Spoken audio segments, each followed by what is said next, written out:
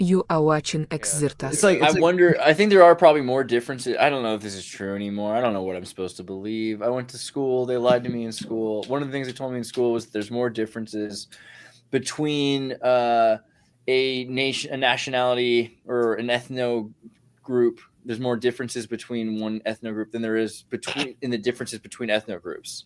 yeah. Which I mean, I don't know how much I like. Go ahead and laugh because I don't know if I believe that completely anymore. I know that I've, but the what's it called? Where you look at the skull shape, Phrenology. phrenology. That always seemed kind of silly to me. But there's definitely truth that there's different kinds of hominids and that we are a gene flow of amazing potential of different kinds of humans, going back so far as to say like we're maybe not a biblical Adam and Eve origin story. I mean, that's a huge. Everyone wants. It's weird to me that it's like it's considered not okay to talk about this idea that there's Well, different kinds of hominids well, it's because because then phrenology. basically you're enforcing the Adam and Eve story. Now, just to say one thing, because this relates. So, if we assume, and I'll just run with the story because I again recently heard this Promethean thing, clay plus water is a human. What we also have is Louis C. Cameron and biological transmutation.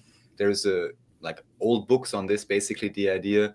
Number one, how the body internally can apparently transmute all kinds of minerals. This was tested with chickens, and you give them certain input, how much calcium they eat, but somehow they create a lot more calcium, right?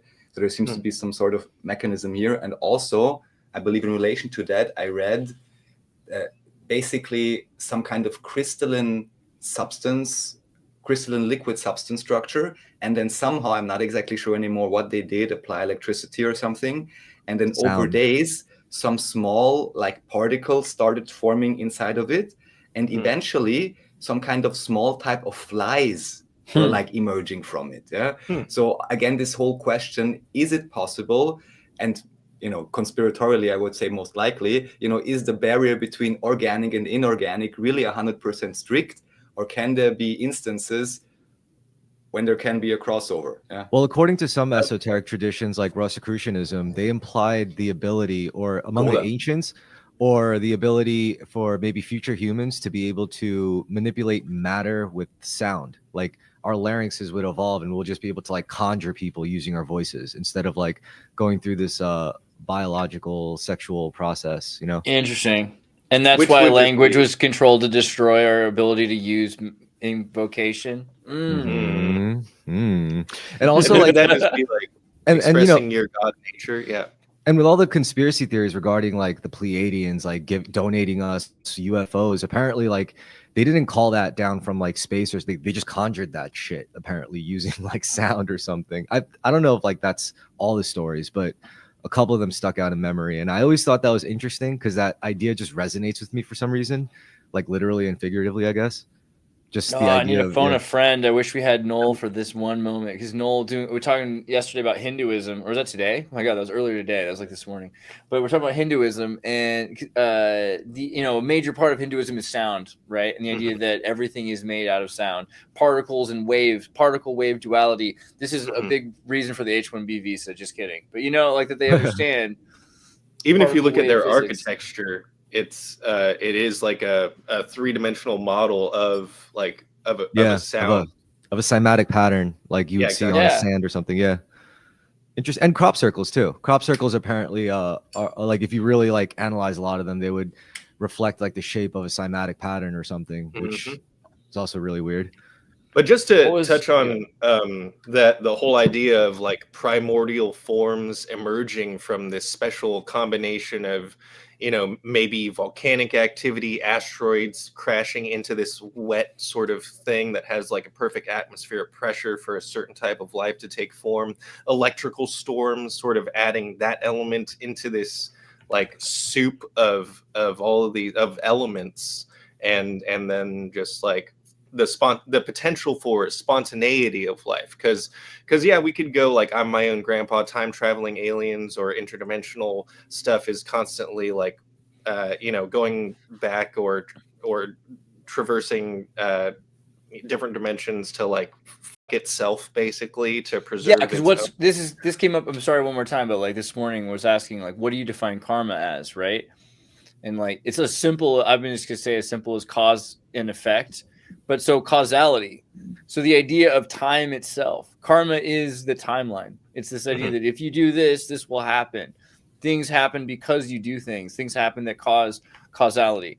So it's crazy to imagine. Yeah, if you got outside of time, you'd be outside of karma. Go ahead. Well, like I was precisely like, what if in higher dimensions, like that lag between causality and event and if outcome just becomes shorter and shorter? You know, like what would take us like a certain distance or a certain amount of time for something for causality to take effect? Maybe in the fourth dimension is just instant, or if faster than or instant. even like in the fifth to seventh, this idea that you could go from one, like now, this is a now right now. We're having a now. We're in a now. But there's other nows that are simultaneous. And we're thinking about the connection between one and another being karma that you can get from one moment to one now to another now through karma.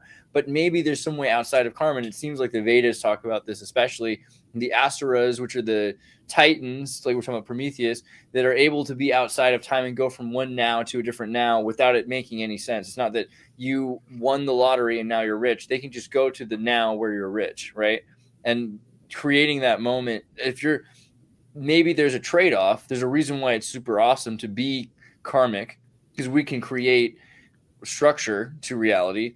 But there's also probably the trade-off of if you can't do that, then you can do something else where you can just visit with less effect. Because you can go to those nows, but you can't affect anything. Maybe you can only affect things in the chain that have karmic consequentialism. Like if you're a demon, then you speak with someone, and then they change their life, and that affects karma. It seems to me that's the trade-off between existence and non-locality. Well, so you're talking about like just the difference between observing something and causing it? Yeah, like, so like in a biblical sense, like we talked about intelligences earlier. It's interesting to me because like the Mormons with Joseph Smith, that everything's built of intelligences that weren't created by God. Even God's built of intelligences that weren't created by God. So that fits into this idea that you're built up of billions and billions of souls, right? But hold on, what did you say a second ago? That you can cause it. Essentially, like the devil can't interact in some respects. There's certain superstitions that believe that the devil can't physically interact in our world, but can just whisper in your ear. Yeah. Whispering in your ear can get you to interact and can basically puppet a person, get to the point of controlling enough people and enough things to interact in this world. And that would change the timeline, right? People changing the timeline who are serving something other than this grand scheme of fulfilling your purpose and duty, right? Like trying to live your role as well as possible is the spirit being, you're like, hey, I woke up this morning. Who cares if I believe that in my past I was Chris, right? Let's say Chris this morning, you're told you don't have any memories, like memento. You have no memories of your past. And someone's like, you go to the dojo every day, right? This is who you are. This is what you do.